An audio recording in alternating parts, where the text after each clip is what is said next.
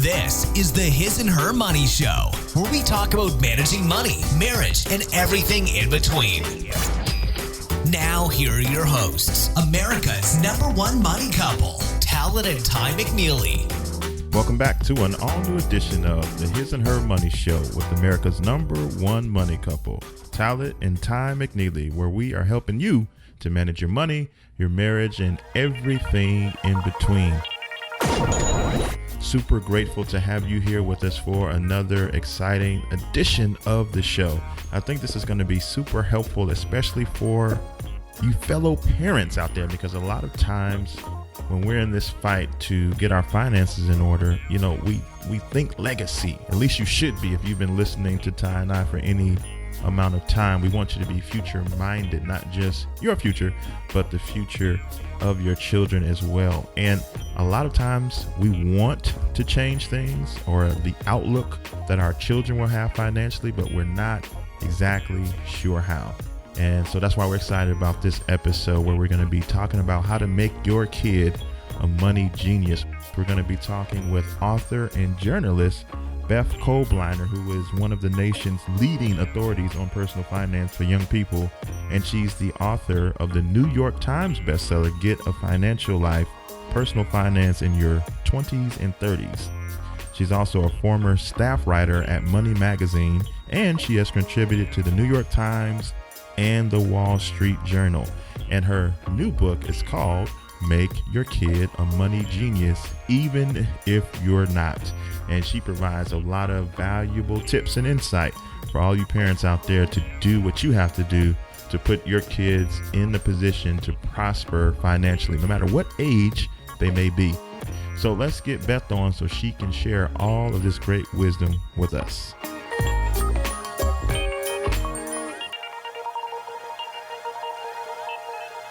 Hey, Beth, welcome to the His and Her Money Show. Oh, it's great to be here. Thank you so much. Super glad to have you here because you have a great wealth of information that's going to help a lot of us parents out when it comes to helping our kids become money geniuses. But before we get into all your great advice, can you just take a moment and introduce yourself to everybody and let them know what you're all about? Sure. So first of all, thank you. I'm so happy and honored to be here. My name is Beth Kobliner, and I have been writing about personal finance for 30 years, how to get out of debt, how to save, how to begin to invest. And I'm really all about teaching financial literacy to people of all ages and making our children smart about money, even if we think we're not as smart as we should be. Because I think a lot of this stuff is understandable for people as long as it's explained in a good way.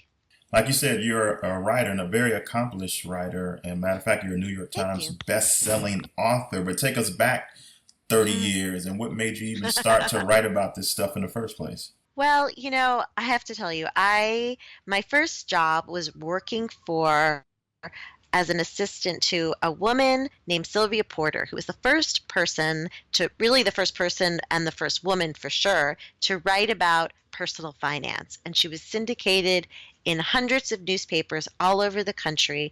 And she really was the first person to talk about, to average everyday people, how to earn more, how to save more, why it's so important to invest for the future. And it was something that I really enjoyed learning about. And then I wrote for Money Magazine for many years and wrote my first book soon after, Get a Financial Life, Personal Finance for People in their 20s and 30s. And my more recent book is Make Your Kid a Money Genius, Even If You're Not. And I think for me, I grew up in a very middle-class family in Queens, New York. My dad was a teacher, then a principal, and my mom was a chemistry teacher, then a stay-at-home mom. But they had 3 kids, and they had to sort of scrimp and save and figure out ways to, provide for us, pay for our college on not a super high salary at all, and really make ends meet. And I think by their example, I became interested in this topic and saw how they could get it done with not that much money coming in. And I think that really inspired me to want to talk about this topic to people I meet, and it became a career doing this for that long. We teach a financial literacy class at our local church, and matter of fact, we had Mm, we had a class last night, and just hmm to kind of get a feel, we asked. It was a room of maybe 35 people, and mm, we asked, raise your hand if you were taught personal finance from your mm. parents, and Mhm. literally nobody raised their hands. Right, I mean, right. these are grown people, some Mm-hmm. millennials. Somebody was 18, and Mm, nobody raised their hand. Why do you think that there's such a yeah, deficit there? right. I think that, first of all, life has gotten much, much more complicated. In the last 30 years, since I've been writing about it, things have changed dramatically. And I think that, previous generations, my parents were born in the Depression, 1929, they were both born. And they really had to sort of scrimp and save and see their parents do that just to put food on the table.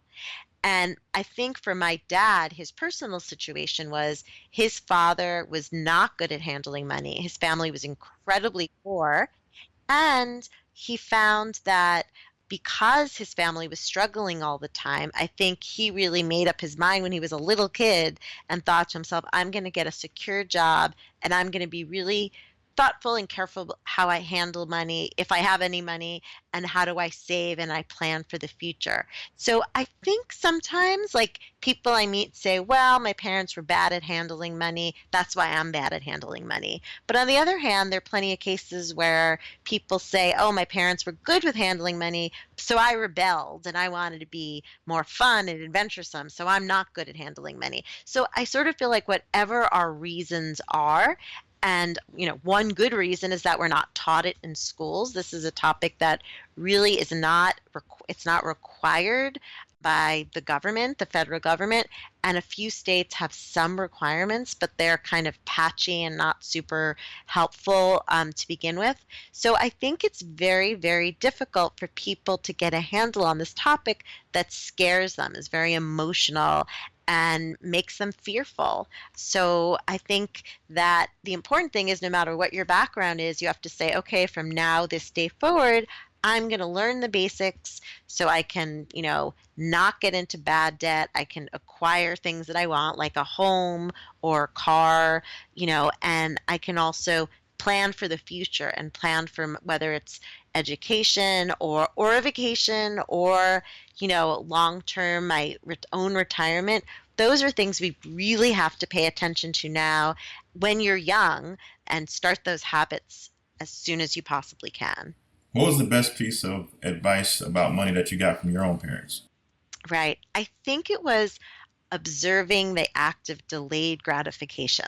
So I have a great story my dad told us when he was about 8 years old. He lived in the Bronx, a very poor neighborhood, and his parents always were fighting about money because they had basically none.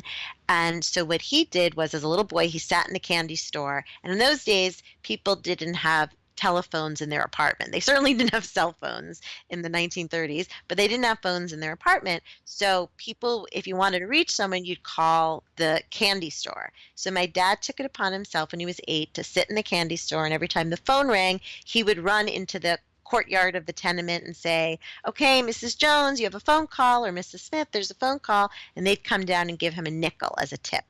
So he would get all this money, and back then a nickel meant something, and he would save all this money, and he was sitting in a candy store, but he always loved to tell my kids he would never buy candy because he knew that he wanted to save that money and give it to his mom, because he knew when he went home at the end of the day, if he could give some money to his parents, they would fight less, there'd be more harmony in the family, and they'd have food on the table. So that idea of a little boy sitting in a candy store, having money and not buying candy, I guess that was etched in my brain at a young age. So that idea of not buying what we really, would love to have right now, but saving for the future and thinking about the future, I think is the best lesson that I learned as a child. Some people, a lot of people listen to this show because either they are trying to figure out how to get their money situation Mm, together, or they're in the middle of the turnaround and they need mm, motivation to continue moving forward. And for a mhm. lot of them, they feel like, how am I going to teach my kids about money when I Right. barely got knowledge about it myself?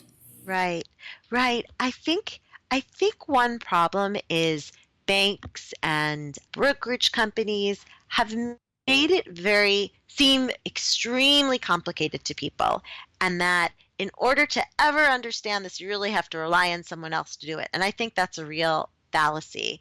I think that people need to understand there really are just a few basic things. You want to stay out of credit card debt, and you want to save up in retirement plans if you have a 401k at your job or a 403b plan, or if you don't, you open a Roth IRA, just basic, smart, long-term investments. And the fact is that the way to really get more money for the future is to start putting it away. And the ultimately people get nervous about making any kind of investment decision, but the real loss is when you don't put any money into the market and you don't start saving on your own. And really, the act of having money, for example, taken out of your paycheck from month to month and put into a savings account or a retirement account, that's really the key. And I think you can never, many people feel that fear of, I don't want to pass along bad information, but not talking about your money with your kids is not helping them at all. And it's important to learn the basics. And, that's why in my book, I really felt it was critical to let parents know there are ways to teach your kids. Even the way you talk about money in front of them makes a huge difference in how they treat money. Yeah, and I like in your book how you have it laid out. Like you have a topic, and then you talk about, okay, if you're dealing with this and you have a 3-year-old, this is how you should handle it. Or if your kid is in middle school, this is how you should handle it. Or if your kid is in high school, this is how you should handle it. Can you talk about the format and how you got that set up in your book? Sure. Well, I think it's having kids of different ages and being a parent, but also just knowing that, you have to be age appropriate. Teaching a preschooler about savings, it's good to point out, you know what? It's good to wait. We have to wait for the swings in the park. We have to wait for your turn if you're at a fair or, a amusement park. You have to wait for your birthday every year. You also have to wait and save up for something you want. And repeating that message to a young child really makes a difference. And having that experience, if you go into a store and you say, you know what, I know you're going to really want something in the store, but right now we're just running in to grab something, milk or just the essentials, and we're not going to buy any candy and nothing else. And I'm going to tell you that before we get into the store, and I'm going to stick to that while we're at the checkout line. Because research shows that parents who continually give in to their kid at the checkout line, for example, those kids are more likely to have credit card debt when they're older. So knowing as a parent that giving in, or you feel like, well, I feel bad, my kid's crying, I'm going to give in to them, that is actually doing them more harm in the long run. And I think explaining that to parents really does make an impact on them. And they know, well, okay, if I know I'm doing better for my child, I'm going to start really, changing my habits with them so they'll have better habits. Or even taking them to the bank to set up a bank account, or teaching a kid, what interest is, and getting a little bit more interest on their, savings instead of keeping it in their sock drawer. Those kind of experiences, I think, can be very effective for younger children.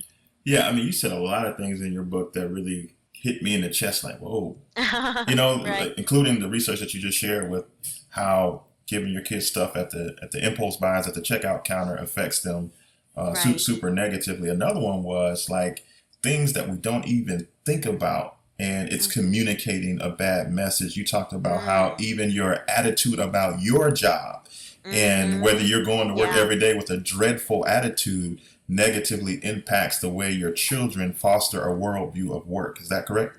Absolutely. I think, so much of it, years ago, I remember I took a science class with my son, and all the kids were like digging. It was like a little class, and everybody was like digging in the dirt, and I'm not the biggest one on worms and, little snakes and little creatures.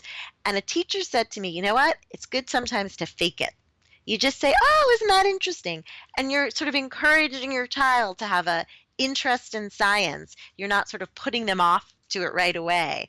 And I think the same, even, it's good for a kid to hear, yeah, I go to my job. You don't have to lie and say, you absolutely love it if you hate it, but you say, you know what, I am so happy to have a job, and I go to work and I make money to buy, see others food on our table, or we have to put the lights on, or in the summer it's so hot but we're lucky we can turn on an air conditioning, or whatever it is. I think those are the concrete lessons that kids really understand, and it's only when we communicate it.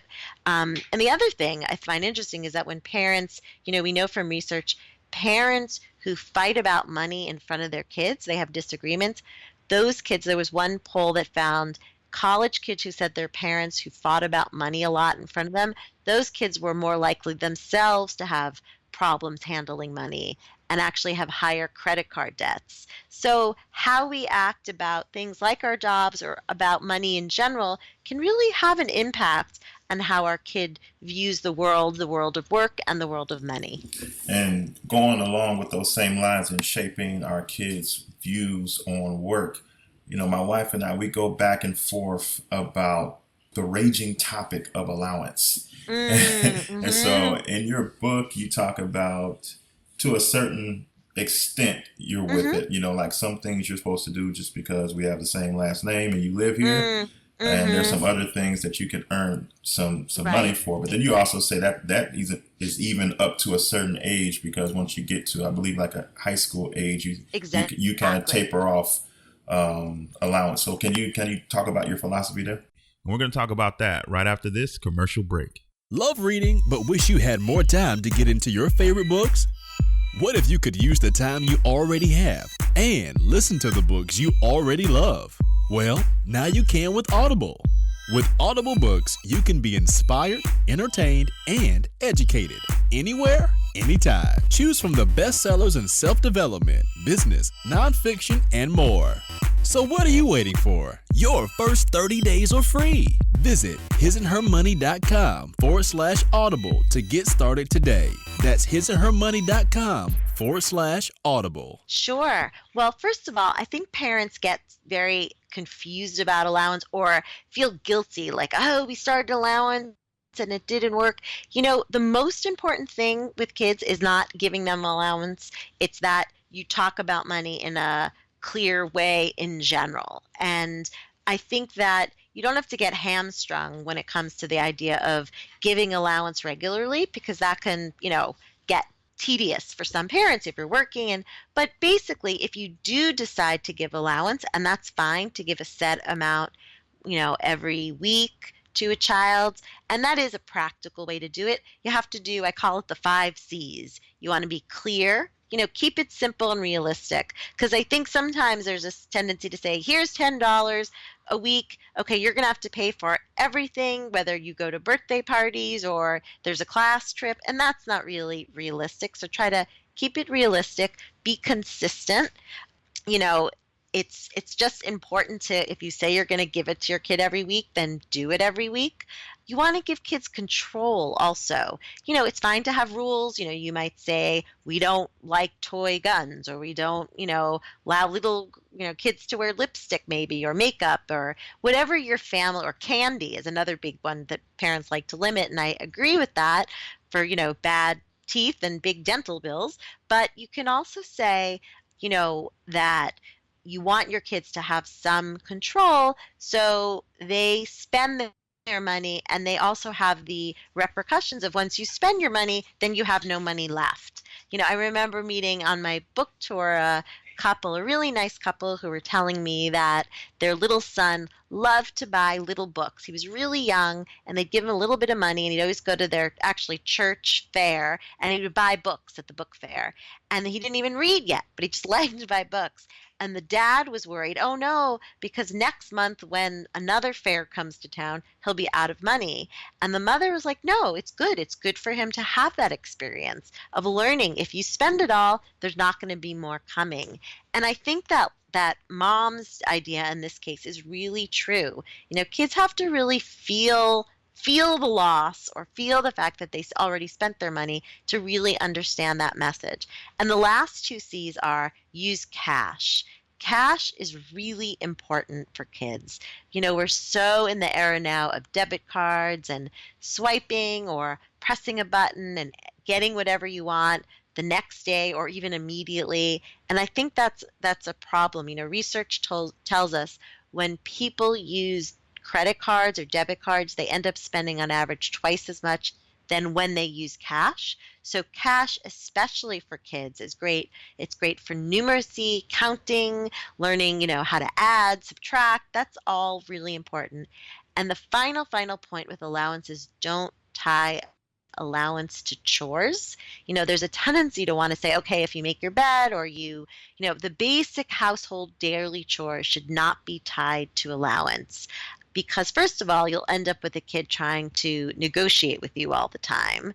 A child will say, well, I won't make my bed for $2. It's not worth it. I won't make my bed. And you don't want that situation. You want to give them chores because having chores is being part of a family, and you're contributing, and we all contribute. Mom and dad don't get paid for making their bed, and you won't either. So I think that's an important one. And there was also an interesting study that found that kids who do chores at young ages, sort of regular household daily chores, those kids are more likely to meet milestones like graduating from school or even starting a career when they're older, when they're not paid for those chores. So chores are really important to build up, really exercising the muscle of a child being part of a family and taking on some responsibility.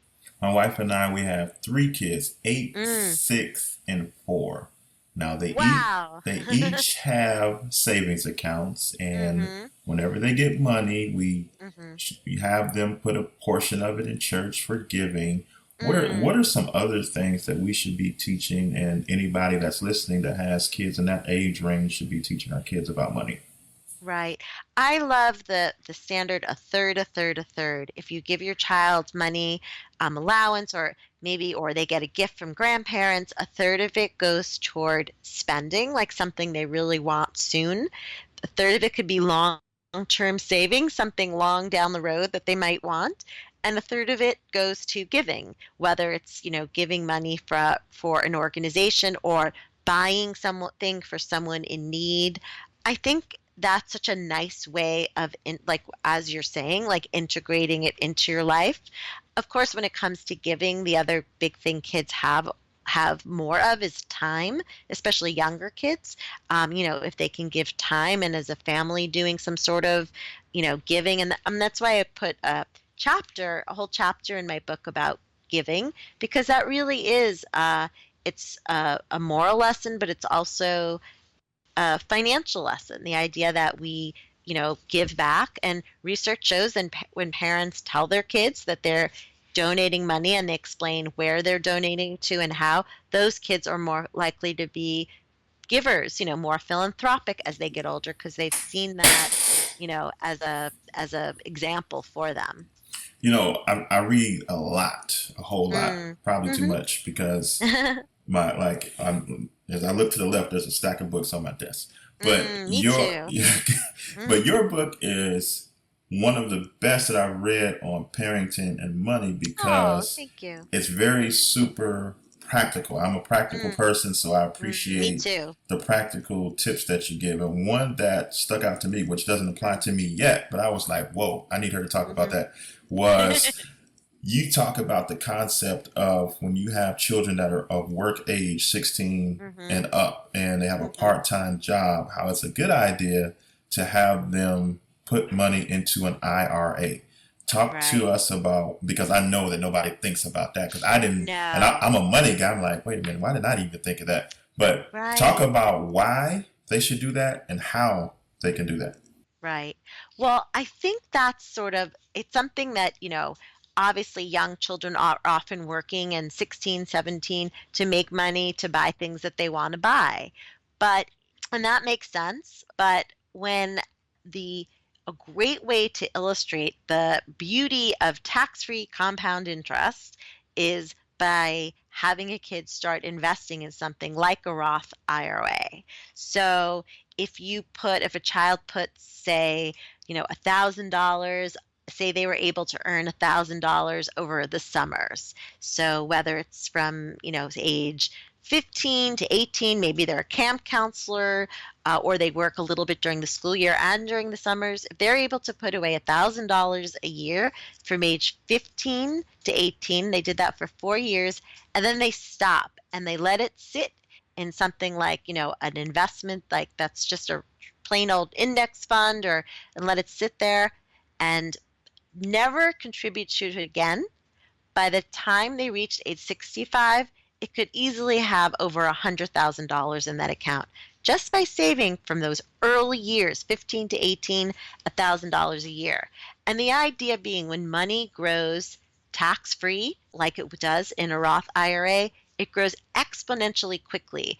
And the more years you have to let that money grow, the better you do. It grows, it's sort of that multiplier effect of, it's like, if you've ever seen bacteria grow quickly, it doesn't just double, it doubles on top of each other. And it's the effect of money not being taxed year after year after year after year. And money grows very quickly that way. And missing out on that opportunity isn't something you can catch up on. So I think those kind of lessons, and I've met so many people over my career who said to me, I either read your book 20 years ago, or my father told me, the one thing he told me was put money away in an IRA. And now I have hundreds of thousands of dollars I wouldn't have had I not done that. And I think that that's what people really need to understand. Starting with small amounts, but doing it every year and putting it in an IRA or a 401k, these kind of tax favored plans, really is a wonderful way to go, because life has a funny way of creeping up on you, and you turn around and suddenly you're like, wow, all the things you would have been spending that money on, you don't remember, but the savings you end up with can be really incredible. And it's inspiring to me to have spent a career sort of teaching this and then having people come over to me who are 50 years old and say, I did that. I think it makes a big difference. Are there some topics money related that we should not be discussing with our kids? Yeah, I think it's important to, again, look at your kid's age. And one topic that's out there a lot that really I think is problematic is telling your kids you're terrified of the cost of college, or you have no idea how you're going to afford it. Because the fact is, there are many schools out there, local schools, community colleges, city colleges, state colleges, that are affordable. And I think the message has gotten out. I mean, we know from research still that kids who graduate from college on average earn $1 million more over their lifetime than people who don't graduate from college. And even if you factor in lots of student debt, which they don't have to take on, but even if you factor that in, they're still earning hundreds and hundreds of thousands of dollars more over their lifetime by graduating from college. So if you're always talking about how worried you are and how expensive college is, then your kid may decide not to go. And that's kind of happening more and more lately. People are questioning the value without knowing the facts that it really does make a difference. So I would say not stressing out about college too much in front of your kids. I would say, if one spouse makes more than the other, which is often the case, no need to share that with your kids. In fact, no need to share your salary with your children. I mean, some books go out there and say, yes, sit down and tell them exactly how much you earn and exactly what your mortgage is. And I think that that's kind of not age appropriate up until maybe when a kid is 18 or 19 or more on their own. You can just say, this is what we can afford. These are our priorities. We pay for healthcare, and we pay for, your food you're eating and some clothes for you, and that's our budget, and we're going to stick with it. It's also fine to say, like the U.S. median income, for example, is $65,000 a year in the United States. So if you're at that level, you can say, you know what, we're pretty much kind of typical. Or you can say, well, we're almost there, but we're not quite at that level. Or we make much more than that, or we make somewhat more than that. But the important thing is these are our values, and sticking to that kind of point is really much more important than delving into numbers, which kids don't really have much of a context for anyway. As we start to wrap this up, if you had a chance to tell a parent, all parents that are listening, please, if you didn't hear nothing else, please teach your kids this. What would it be? That's a great question. I would say one really important one is avoid high rate credit card debt. You know, that there's always things that we want in life, but one of the toughest situations I found is when people are in lots and lots of credit card debt that they don't even remember what they spent their money on, or it was a trip 10 years ago that they barely could even remember.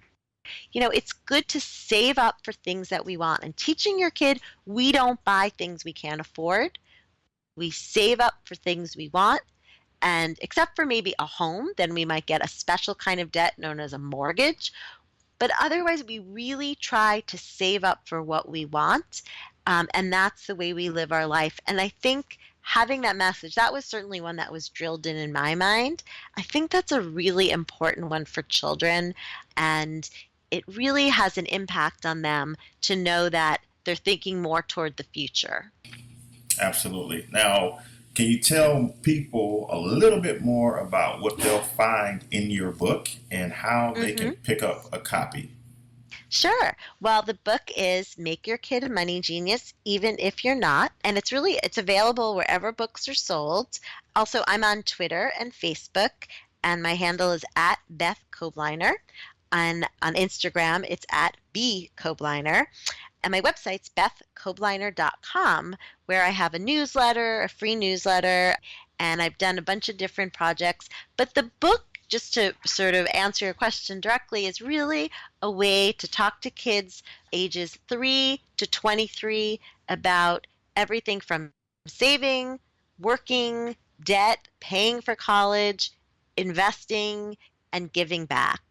And I think people, whether they know a lot about money or nothing at all about money, I hear from people that they find it extremely helpful to get those conversations started. Yes, and it is super practical. I highly recommend every parent listening to pick up a copy of this book. Change your family tree from a financial standpoint and start to create a financial legacy that's moving in a positive direction. Beth, thank you so much for taking time out of your busy schedule to share all this great info with us today.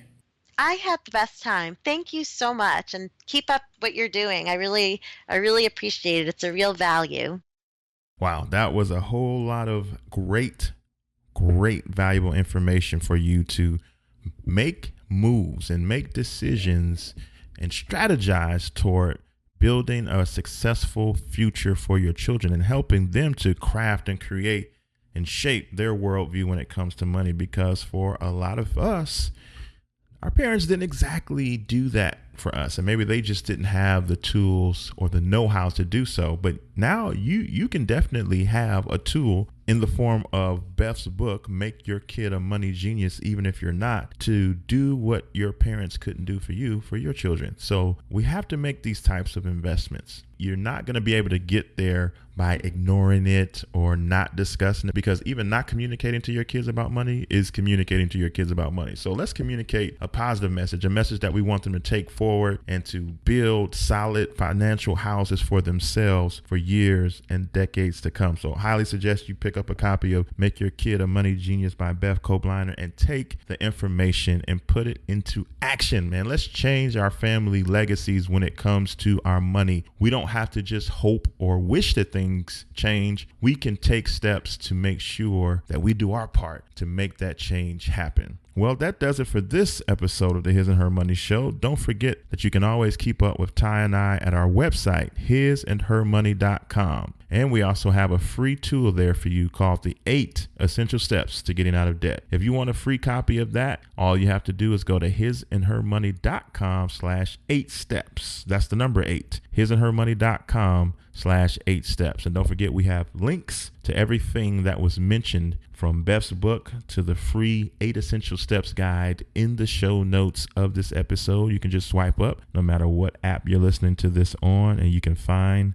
the link there. Here it is. No matter where you are on the road to financial freedom, the key is to start now and finish strong. Thanks for tuning in to the His and Her Money Show. For more information on how to win with your finances, be sure to visit www.hisandhermoney.com.